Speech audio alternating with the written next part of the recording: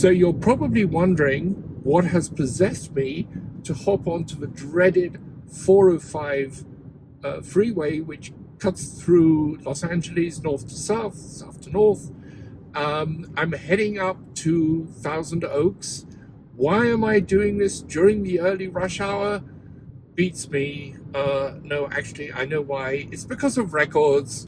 Records drive us to do all these crazy things, like sit in traffic. Actually, today it's not too bad. This is a nice surprise. Anyway, I'm heading up to Thousand Oaks, where I'm going to see Greg of Flowering Spikes. And he's one of our regular people on the Classical Bums, and he also has his own channel, Flowering Spikes.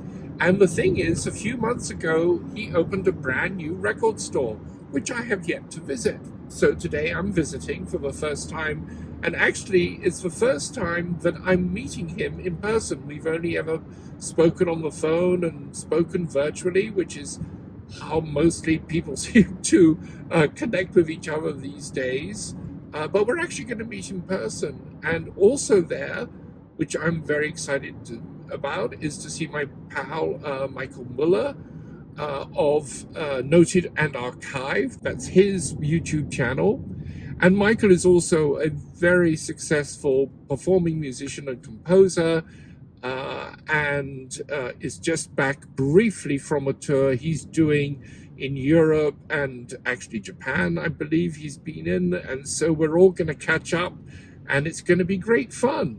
And you're along for the ride, and we'll get to see his record store. We'll get to talk to Greg.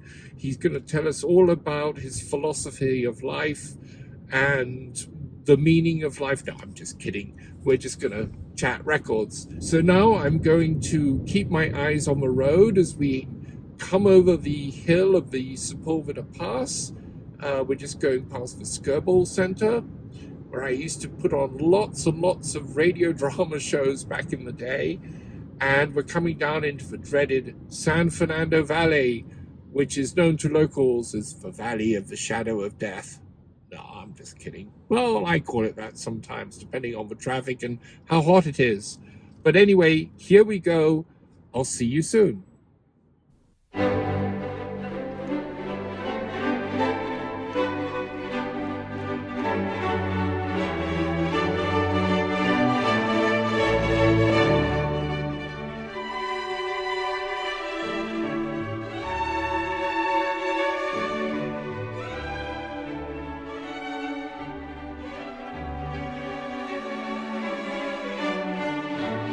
So here I am in beautiful downtown Westlake Village. I've never been here before.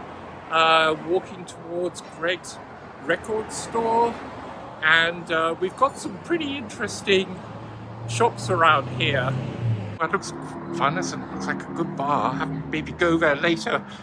Oh, here's another place. Fireside Barbecue. And what have we got here? Oh my goodness. A pink pig. Always happy to see a pink pig. That's always fun.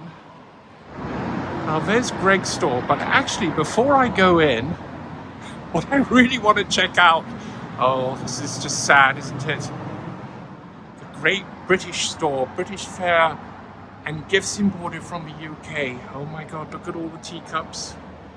Oh my goodness. This is a place I could go crazy in. Oh, cat mugs, weird porcelain. It's just like being back in England. But this is not really why I'm here. And here we go.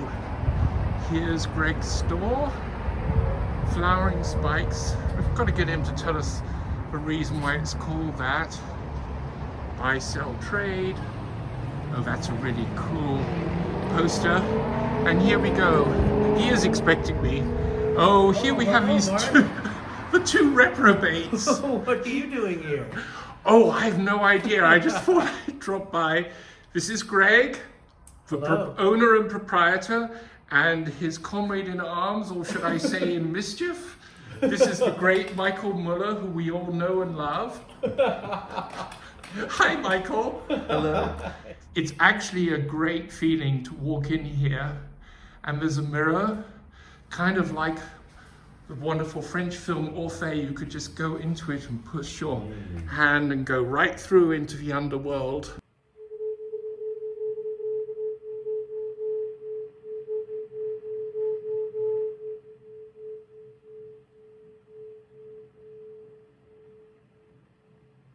Here we go, a whole other room of records. That's absolutely amazing. So yeah, we keep the tripods in front of there. On the very first day I opened the record store, Rob the Waxed came in with Jim from Record Collector News, and Rob walked straight in and almost walked right into that mirror. Oh, I can believe it. You gotta cover that up. That's a lawsuit waiting to happen. Someone's gonna kill themselves against that mirror. Maybe so he would be the one to sue you. Well, yeah, probably. But so that's why we put the tripods there. But so many people have come in and they're like, oh, a whole other room. Like, someone would walk right into it. Why don't you give us a quick tour? Why don't we just start walking around? You show us.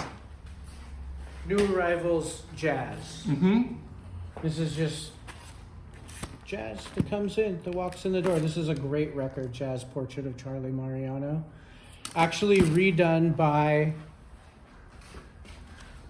Venus. Aha! This is the greatest jazz reissue label that ever existed. And they also put out new releases by modern or somewhat modern. I've never heard of that label, trios. but I'm sure the Jazz Bums guys would know about it. It's incredible. And they all have these black and white covers of sort of pseudo-nude noir women. Well, that's always fun, isn't it? So then back over here, New Arrivals, audiophile kind of stuff. You ever heard this record from this Jacob Went guy? Nope. He's a very nice guy. So he did this, it was mastered by Kevin Gray and Stoughton Jackets, but it's a new recording. And so he brought that in, the Steve Albini mix of As you Nirvana. show us some of these, tell us about your whole, because you have a very particular approach to the records that you stock. You really want stuff that's in great condition. Condition is like really the number one. Like even I took this sort of like boomery rock collection here, but it's all in just phenomenal shape. I just feel like the last thing Los Angeles needs is another record store selling beat up rock records, Yes. you know? So I try not to do that. And it's mostly classic, this is mostly ambient stuff and krautrock and modern. This is, if anyone's been looking for this Hilder record forever, there's probably like 100 of them in the world. There's one. Yeah, you definitely carry some very interesting sort of modern ambient music, as well as your sort of core thing is classical jazz. And then really like the ambient kind of stuff in modern composition. But I mean, that's more my musical background also, in electronic composition, stuff like that.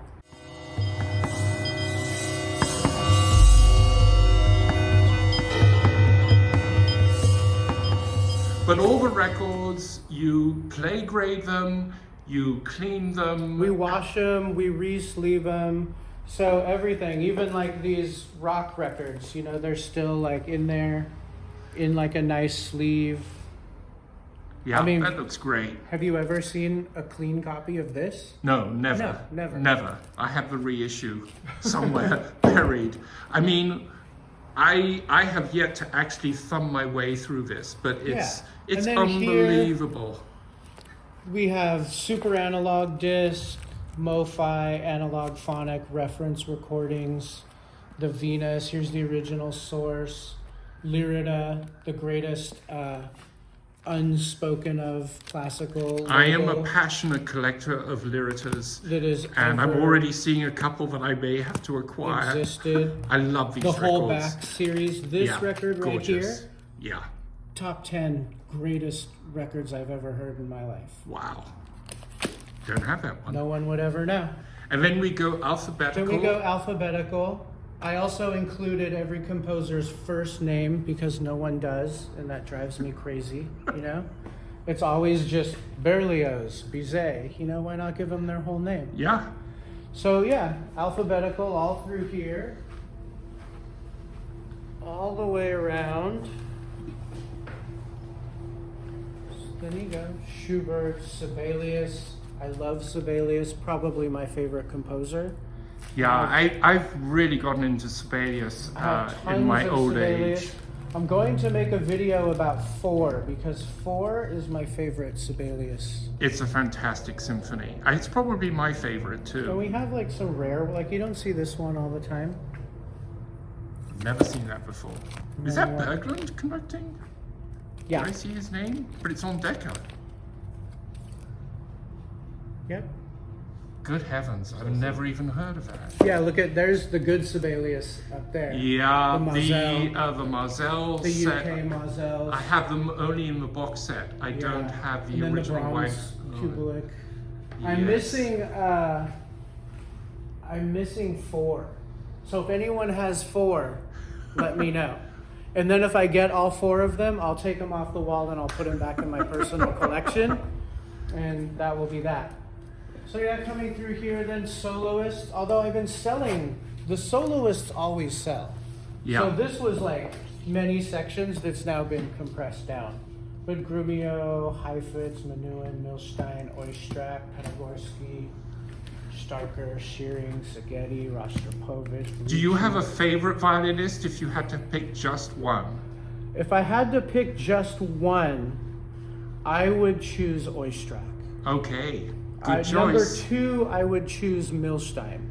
Milstein's my number 1. Your number 1. Yeah. My number 2. Then you've got some really interesting contemporary stuff here. You've got some of the avant-garde series. Yeah, so these are all I organized this by series. So this is all the avant-garde. Oh, wow. This is all the GRM series here, which I love. This is an incredible Xenakis record. Just so people know, the avant-garde series was done by Deutsche Grammophon in the 60s and 70s of all the really weird out there avant-garde composers. Yeah, And Stockhausen, yeah. Kegel. It's great. All of These that. are real collector's items. And then, let's see, then we get into all the whole Nonsuch series. The Non-Such series is fantastic. Oh my god. Some of these, many copies of each in there. I love those. I've been collecting wow. these for like 25 years. Yeah. Acoustic Research, the speaker company, in partnership with Deutsche Grammophon. So these are all recorded by Mark Obort and then also mastered by Robert Ludwig. Yeah. Killer It doesn't sounding get records. doesn't get better than that. This series, the Odyssey series, so they're all in there. The new music, RCA, Takamitsu. I am a passionate Takamitsu Yeah, fan. and then a bunch of CRI coming through here. There's a lot. This is a little more random. The best avant-garde series, in my humble opinion, is the mainstream series. Oh, that's so interesting. I don't know that at all. The labels look like this. These are sonically unbelievable sounding records. Because they're all chamber music. There's nothing really big and claustrophobic sounding. A lot of percussion. So you have all of these composers. Oh, Peter Maxwell Davis. He told me this great story about how he composes. So he lives on the Isle of Skye, and which is very remote, beautiful remote countryside. And the way he would compose is he'd get up in the morning and go for a walk. And as he's walking, he would compose in his head, but he would have the landscape in his mind as he walked. And then as he returned, he would do the replay of the music from seeing the landscape and then go home and write it down. Right, and then write Pretty it down. cool, yeah. I love that. This one, people search this one out because of the Alvin Lucier. This one is incredible. This is one of the greatest sounding records also. Nono Moderna Vario. It's so interesting. I mean, so many of these composers are now kind of forgotten as tonality has come back, but there's some really extraordinary stuff in here. Xenakis, Schoenberg, Takahashi, all great, and all distributed by Roulette Records, which is weird. And then this label is also in partnership with Time. Right. You know Time? You know this one, right? No, I don't. Yoko Ono did this album Oh my cover God. before, in this era, the early 60s. of course. This is a great series. Again, Barry, John Cage, Stockhausen. That's a great one, that concert percussion one. Just flip past. Wow. This is one of my favorite box sets I ever got. I saw this. This was in a record store. I'm not going to say which one. Oh, I know this. For like $400 for like years. Was it the one in Amoeba? No, I didn't get that one. This came from a different store. Because I almost bought the one in Amoeba. Yeah, that was also expensive. Yes. Then this one, at some point, started just dropping in price and dropping. So I eventually got it for a good deal, but I had to wait like 4 years. It's one of the classic collections of Takemitsu. Yeah, and it just sounds so brilliant, and the records, the pressings are so beautiful. Okay, I'm going to ask you to put a little bit of that on later. What else? Now we're in the jazz section, which is pretty damn incredible as well. Yeah. A few highlights? This is all Music Matters here. Oh my Come God. through the sealed Music Matters And stuff. do you feel that the Music Matters still surpass the Tone Poets, or are they equivalent? Absolutely. You really do? Absolutely. Wow. Why do you think that is? 45, I think better vinyl. Mm-hmm. I think, here's a hot take for you, Mark. I think new vinyl is far inferior to the vinyl of 10, 20 years ago. The formula. Interesting. This is one of my takes. Okay, you heard it here first. That was a take from Greg. And then really for this section, if there's enough, I'll make a section. So this is all Blue Notes, kind of, they keep reissuing them though, but these are all second pressings or whatever. I had a lot of, this is a great record that someone should reissue. I guess the Tone Poets at some point, right? This is a Grant Green record. These people were called Slow Down Sounds. Yeah. They put out one jazz record. This one sounds as good as these, if not better. Oh my God, the jazz bums would go crazy in here. So then this is all Impulse, mostly all originals. One guy from New York called me and he said, show me every mono Impulse album that you have. And so I took them all out and I laid them out on the floor and he just said, I'll take them all. Oh my God. So all of those, all the original first press. Wow. You just live for days like that. Gone. Wow. Yeah. Contemporary. Oh my God. Possibly my favorite jazz label. My Really? favorite sounding for sure. Roy Dunan. Incredible. So this contemporary recorded, here you have 12-tone compositions and arrangements by Lyle Murphy, but basically small chamber pieces, and I have some that are quartets recorded by Roy Dunan that are just absolutely so phenomenal. Like the quartets and the small chamber works on this series sound better than any classical label that we know. Wow. For quartets. That's amazing. Unreal. This, another one of my favorite contemporary records. I've never seen anyone show it or talk about it or anything. That looks amazing. Yeah. Michael would like this one. It's very sparse, very mellow, We laid might back. put that one on later. Okay. Alphabetical, jazz. This is my ECM section. I love ECM records. Yeah, and people should check out your video you did about ECM, picking your favorite titles. Oh, you know what happened the other day? I shipped this out today. This guy called me and he said, how many of those records do you have left from the ECM video you made? And I was like, I don't know, like 3/4 of them. And he just said, I'll take them all, ship them to me. Oh, that's fantastic. I shipped them out this morning. And ECM is one label also. I love their new recordings. I still listen to a lot of things they put out. Jakob Bro is one of my favorite musicians. Also Arve Heinrichsen. Have you ever heard him, Mark? Nope. This album here, Cartography by Arve Heinrichsen, absolutely like the most audiophile record you could hear. Oh, wow. Incredible. Like playing trumpet, every single little breath and inflection. And beautiful music, super noir, dark, spacious, kind of spacey, almost like David Lynchy kind of sounding stuff. And then you've got some great stuff up here. This set of the Shostakovich symphonies, I bought this when I was a kid when it came out. and it's sort of ground zero for Shostakovich. Yeah. It's how Shostakovich sounded in Russia in the 60s and 70s. It's fantastic. Yeah. And then we've got a bunch of box sets over here. Yeah. Oh my lord. Live Dead. Yeah, okay.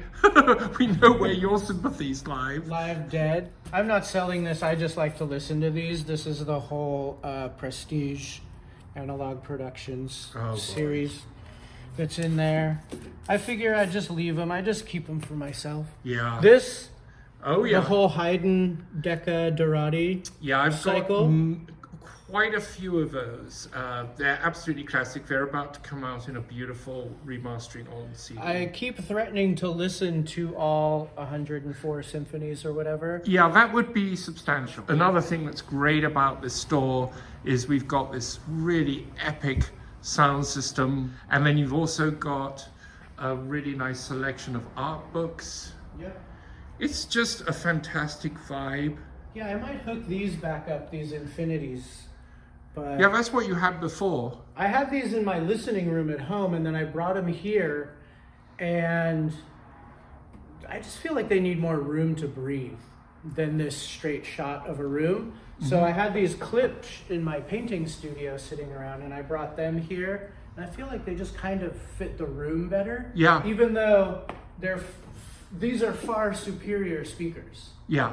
So then here, the VPI Prime Hana Umami. I love Hana Umami cartridges. This is the second one I've had. They have a pretty good trade-in.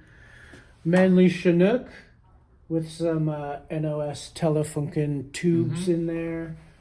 Tape player just for fun. Oh, why not? A Heron preamplifier. Keith Heron is like my all-time most favorite person who's ever been in hi-fi. And I've been looking for a Heron tube phono stage now for like years. And my friend Max came over, he had one, and we were going to listen to him side by side, and maybe he was going to sell it. And then we shot him out side by side, and he said, there's no way I'm selling that thing. I mean, before I had a record store, obviously I was like a record sicko. And I have no idea what you're referring to. no, of course you wouldn't. I've never met anyone like And that. I've been in record stores where like the sound system is so terrible, I have to leave. Yeah. You know? Like it just hurts me. Okay.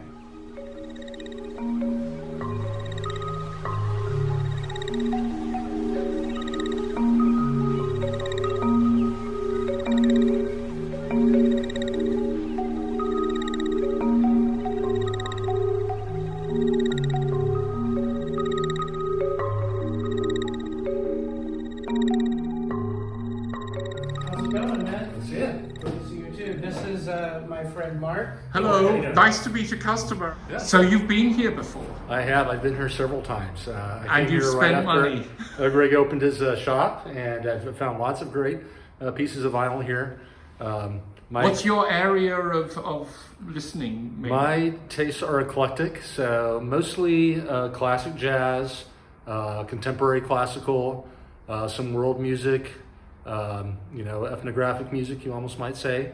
So all of those areas, plus classic, 80s and 90s pop and progressive music. So this is about the only shop in the area where you can find all of those things in a quality selection under one roof. What would you say distinguishes this shop from other record shops that you've been to over the years? It's one of the few shops I've been to where I browse the selection and I feel like it's what I would personally have curated. So it's an eclectic mix that really appeals to my interests. And I also appreciate that Greg does a nice job of selecting high quality, vinyl, so I don't have to worry about condition. It's all in really good condition. I can trust the ratings.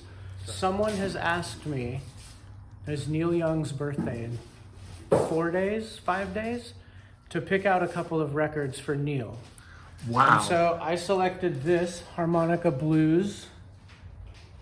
And I just thought if he didn't have this, what a great record. Yeah, if he doesn't have it. To have.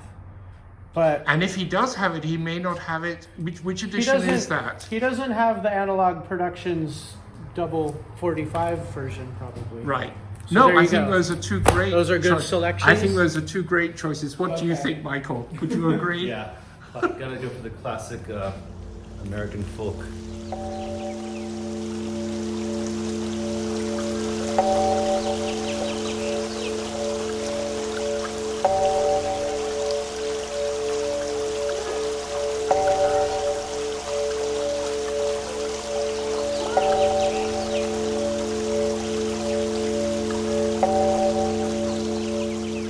So Michael, you're clutching a record under your arm. This is, Greg is obsessed with the Norren stuff, and I'm a huge David Stone Martin fan, who is the artist who did all the early jackets. This is Johnny Hodges, the famous alto saxophonist, which creamy. We just listened to this. It is virtually silent playback. Is it a mono? 1955 mono. Can be yours for a few pennies. A few pennies. Well, I was listening to it as I came in, and it just sounded amazing. It's incredible.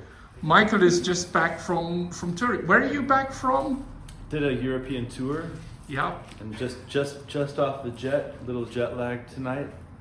I helped Greg out in here with his website. He does about a 20 LP drop once a week. So I photograph them and get them all sorted and put them online. Yeah, it's really great. I mean, it's appointment viewing for me. I go and watch the videos and everything, and I have succumbed to a few items, unfortunately. Michael really undersells himself. He is a really, really fine musician. I mean, tell us the group you were in before was Balmorea? Balmorea, yeah. Yes. Still happening. Still happening, yes. And then you do your own solo music. And Greg, do we have copies of any of his records in the store? There's one on the wall right there. Where are we going? Oh, this is the one I reviewed. This is great. Yeah.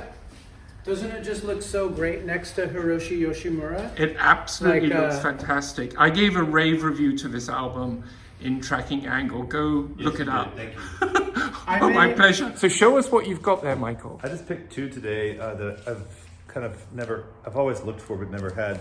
This is the Bruckner's Fourth, the Romantic with Klemperer. There we go. This is a Testament reissue. Yeah, that's really lovely. I do have that. A very clean original for this, you know. Out of most people's reach, out financially. Of mine, for sure. But yeah, great price on this. It's only been played a handful of times. And the second one is the Lalo by Sharing. Is it the AP or is it the AP, Cassie? which is now out of print, and this is the single 33, which won't be done in the next series. I'm a sucker for like these beautiful high gloss kind of thick jackets that they did on these. I will say that Michael's collecting, when you see his albums, they're all in immaculate condition, and he really likes to go for top quality. So this is kind of ideal for you, this store. Yeah, except being in here, Greg has a lot of originals. So a lot of the original Mercuries and RCAs, especially when they're priced to sell, it's hard to pass up. Okay, so today we photographed about 40 titles. One that will drop next week of 20 of all RCA Living Stereo reissues from classic and analog productions. Let's have a look. Kind of a mix. Some classics. Most of this stuff are out of print. Most of these are classic records. It's a mix of classic and AP. This is sealed classic records with the old numbering system here. So obviously the big RCA news just dropped with analog production. So see, these are some of the kind of ones that have been out of print, and the 33s that won't be. Some of these will, like this one. Yeah. Unsung hero. Yeah, I've got pretty much all of these, I hate to say. And then the second group is a kind of a mix of old and new. This is the Impex Heifetz. Oh, that's the so Lark, lovely. of course, the mono. This one I love. Walter doing Brahms' It's Fourth. absolutely lovely. This is, I think this is actually a classic. Yeah, I think that is. Then we yes. have some Londons. This is Cripps with Vienna Phil. Oh. Brahms 1. This is the. Oh, that's a great record. This is the alto analog. Yeah. All analog cut. Yeah, that's a fantastic record. Bolshoi National Orchestra. Beethoven Concerto 4 for piano orchestra, London Blueback. Beethoven Piano Concerto No. 1. And then Oh, that's a classic record. Yeah. Oh my lord. That's such a great record. Menuhin, HMV. Yeah. Kind of just a kind of a different mix of old and new, and lower price points up to. This is some special Greg music. Yeah, this whole headline series was fantastic. King Super Analog. Yeah, that's a classic. Very coveted, especially in America. Hard to find in good Yeah, condition. I'm a serious King Super Analog. This is one I was never familiar with. Oh yes. Eastman Rochester. That's on my list. Original source. Oh, there we go. That's one of the very best of the original Yeah. source. That's a spectacular. And then- One of my favorite records in analog productions. Yep. Just Beautiful fantastic. sounding. I feel like this jacket always kind of warps though every time I've seen it. Classic. Oyster. I grew up seeing that in the bins in the record stores. That Sure. was always in stock. This one looks Yeah. incredible. Now this is one that if I had moolah to hand, I would pick up right now. Not bad. This is the Oh yeah. Dvorak cello concerto. And then this Heifetz, I've never actually heard this one. Oh no. The Kreutzer. Oh wow. We That put might be on there. amazing. And then the last couple or two of the Cisco. Yeah, those are Milstein. great. The Milstein Ciscos. Yep. And then I don't know what this is from something else. Mazel. Oh, it's a Telarc. Yeah, those are very good sounding for digital. So that's what's going on the site coming up. So me and Michael listened to this morning when we were shooting photos, where he was just talking about Telarc. This one I had never heard of.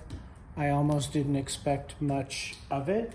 And this is sonically one of the greatest records, again, I've ever heard. Like the percussion, the bass drum, the timpanis were the wall shaking bass. Wow. And the brass was so incredible. It really sounded like I was just sitting in the first couple rows watching a concert. Very hard to record that stuff. Yeah, and it didn't sound far away. It didn't sound too close up. It was just perfect and wide, like so wide. Beautiful record, and it's like what, a $9 record. Yeah. I also have a ton of these in here, which I scored in a collection. These are all Telarc test pressings. Mm. So you had Debussy, Poulenc. And then we've got a record down here which is autographed. Oh yeah, And I will show you this. I sold the Shostakovich autographed one for like $300 or something. oh, that's fantastic. But this one I think I'm just going to keep for myself, being, as I said, Oistrakh, my favorite violinist, and autographed. So the Or thing strap is, record. my father had this record. Yeah? Yeah, and when I was a little kid, it was one of the records he had of, That's so of his cool. monos. I mean, long since gone, but Yeah. that was one of them, but not autographed. Yeah. That's so cool. I might just frame it. But for now, and then down here I just keep some sort of ephemera and some art books and things that I enjoy. Yeah, this is great.